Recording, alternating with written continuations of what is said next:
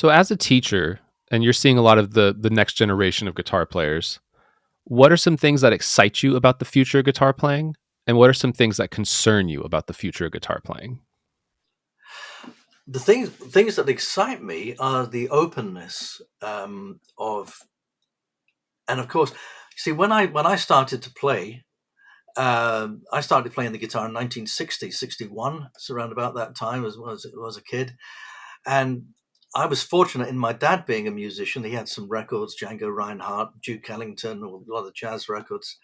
So I had that kind of exposure. Now you got everything now because of the internet.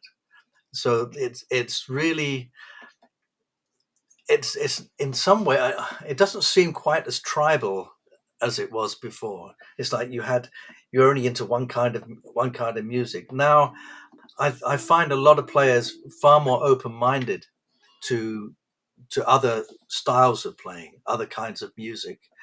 And I think it's one of the good things about the guitar. Actually, guitar players tend to appreciate other guitar players, whatever style they play. If they hear somebody play and they're a really good player, and they can, they're playing with feeling and the great sound. It doesn't matter really. You can just tell whether it's with Stevie Ray Vaughan or Django Reinhardt or uh, uh, uh, you know, Tuck Andress or someone. I'm thinking of some names at the top of my head. You hear somebody, you can really, really, really appreciate it. The thing that does worry me and is is not use being a little bit lazy with the ears. I learned by ear. I couldn't read music. I didn't even know that there was such a thing as written music. So I just picked everything up by ear. So I had a very good ear. But maybe I had a natural ability, but it's something that I developed, and that I think there's too much emphasis on reading tab for guitar. Tab will tell you where to put your fingers, but I always say it's a little bit like, again, here's the analogies which I use with visual arts a lot of the time. If I remember, because I like to paint and draw, and I remember as a kid getting one of these paint by numbers books for Christmas. I thought it was great. You've got the numbers, the colors are all numbered, and it tells you where to fill it in. And then so you do a picture, and it looks like you painted by numbers. But after a while, you look at you look at the picture, you look at the picture on the box, and you can see that, well, that's a lot better than my version. And you oh yeah, they blended those colors in. So you then it kind of gets you started, and then you realize, oh, there's more to this than just filling in those little bits with the number. And tab is like that. Tab is playing by numbers, basically. But it doesn't mean it's not all bad. it's actually very good. But if you get stuck in it and you get really stuck, you're only playing the music on a very superficial level. What we need to know is what is happening underneath. How is the music created? And that is one of the things that I work with a lot of my students.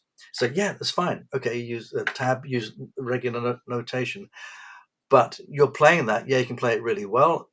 And now play me another thing that you've played that you learned by tab. Oh, well, I can't play it because I haven't played it for a long time. Well, what was the chord sequence? If you know the chord sequence, because these things all repeat themselves. They're all transferable. So you got to know how is it actually constructed. And then once you know what's going under the surface level, then when you go to learn another piece of music, you don't go back to zero all over again. You're about 50% there. You just need to fill in the rest.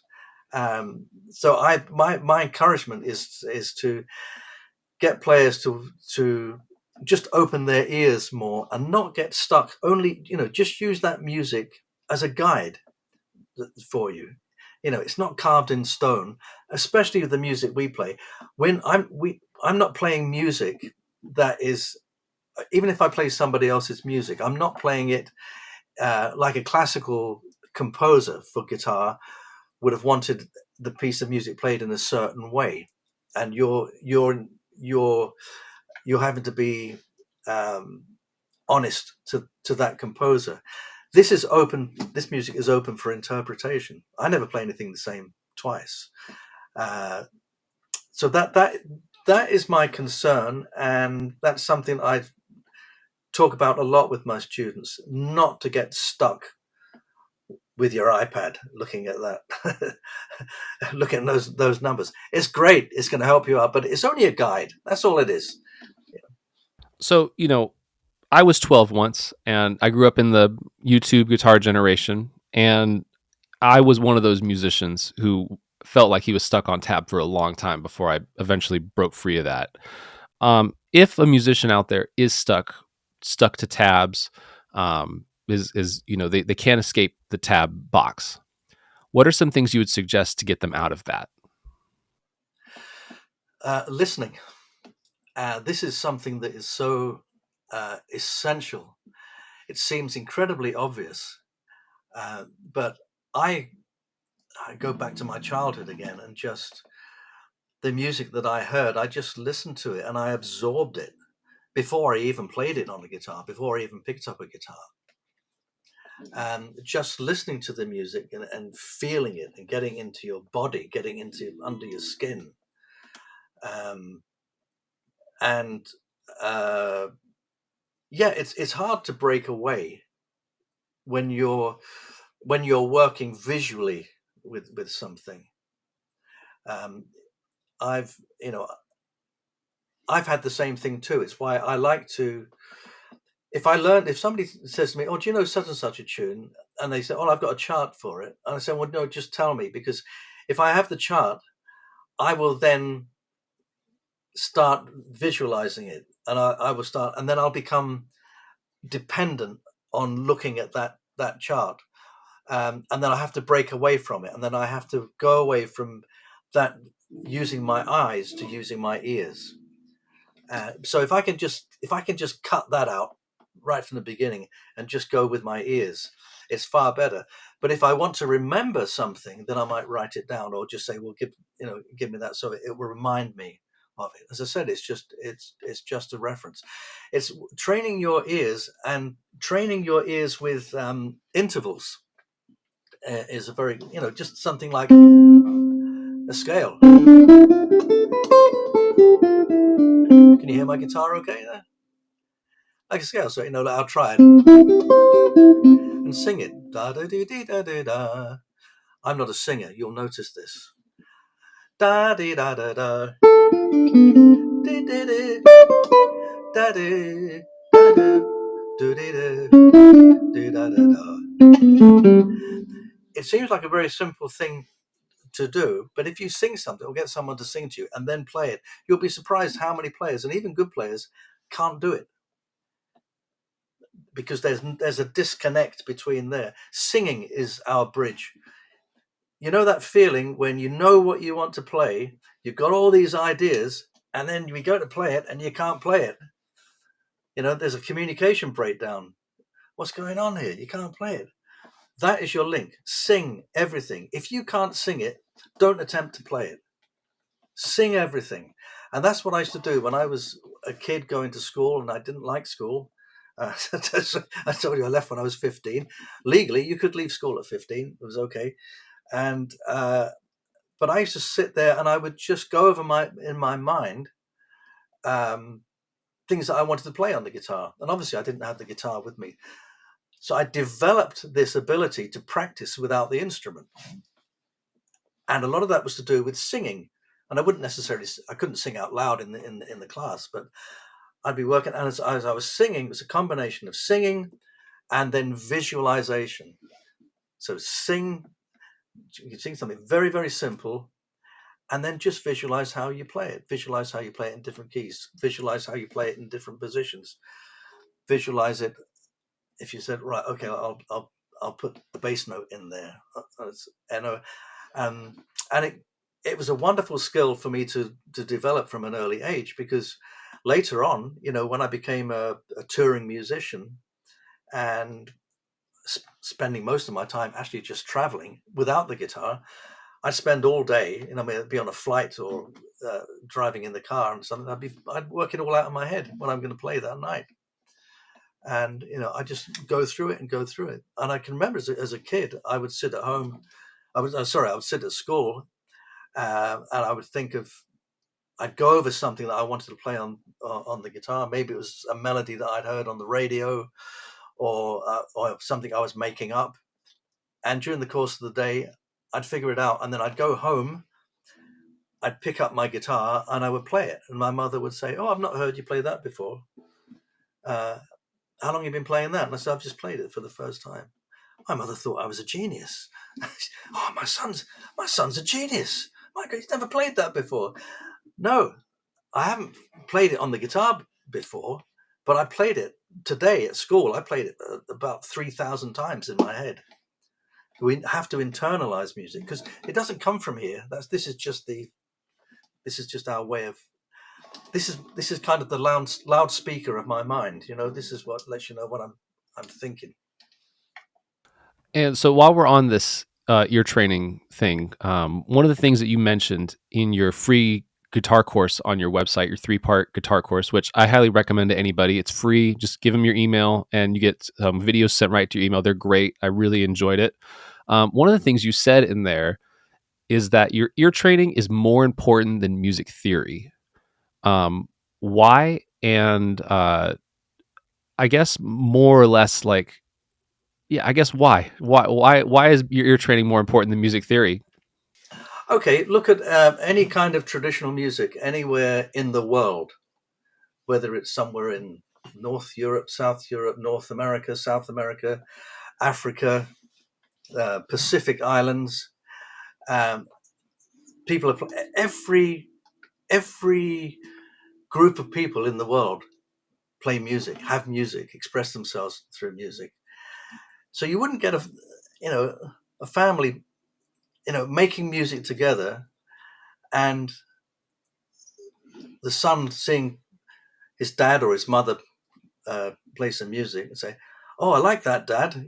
Could you give me the could you give me the tab for it? Could you give me the music for it?"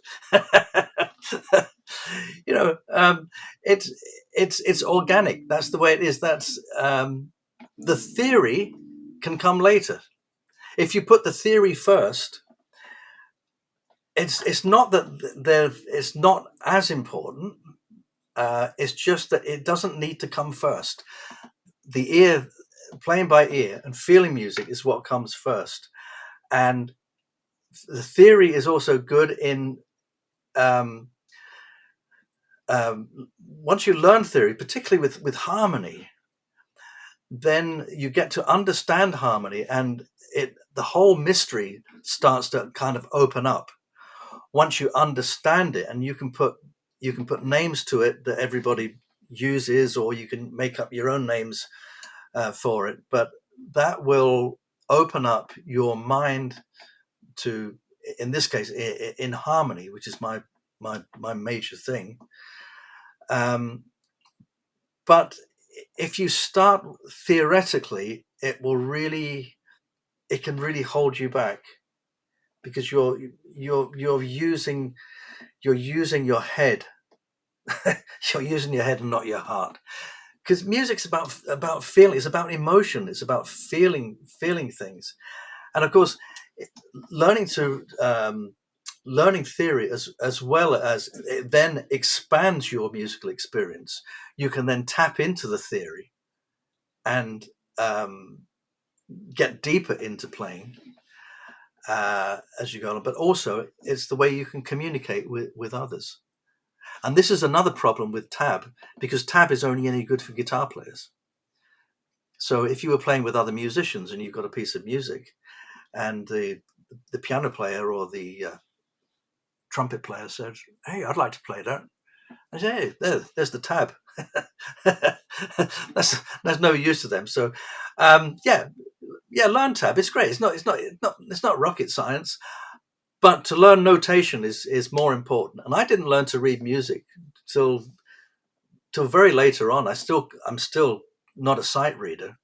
I can read music, but is a kind of a fairly slow process. But I only read music as a point of reference because I never had to, not being a studio musician or doing that kind of work, I didn't need to actually be able to sight read. But yeah, that's really what I meant about that. It's not putting the ear above theory, but that the ear should come first, and that the theory can come later. Don't. It's harder for you if you start the other way around because you're overcomplicating things. It's almost like that old adage of do it first, then figure it out later. This kind of seems to be like learn to play it, learn to hear it, and then figure out the theory afterwards. It seems like that's better approach. It seems like. Yeah, it seems to me that because there's more freedom to that. Another thing, I think a lot of people are afraid of making mistakes. We need to make mistakes because that's how we learn. You know, uh, it's the same in life. Think of all the mistakes. Think of all the mistakes that we've made in our lives, but you think, well, actually, I learned from that. Well, hopefully, that's the idea. If everything went around and everything was perfect, you wouldn't learn anything. So every so often, you made a terrible mistake in your life, and if you have a little bit of wisdom, then you don't do it again, and you learn from it, and you start doing something that is more positive. So mistakes are actually really good, and also from an improvisation point of view, mistakes are actually uh, like a blessing for us because we can fall into just playing the easy things that fall under the fingers or whatever. Um, but sometimes I don't call them mistakes. I just call them, you misplay something. I didn't mean to play that note, but I played it anyway. And even if it's a semitone out, it doesn't matter. You just, it just takes you into another place. And then you go, oh, well, I would never have thought of that. So I actually embrace mistakes. I love it when I make mistakes. I think it's great.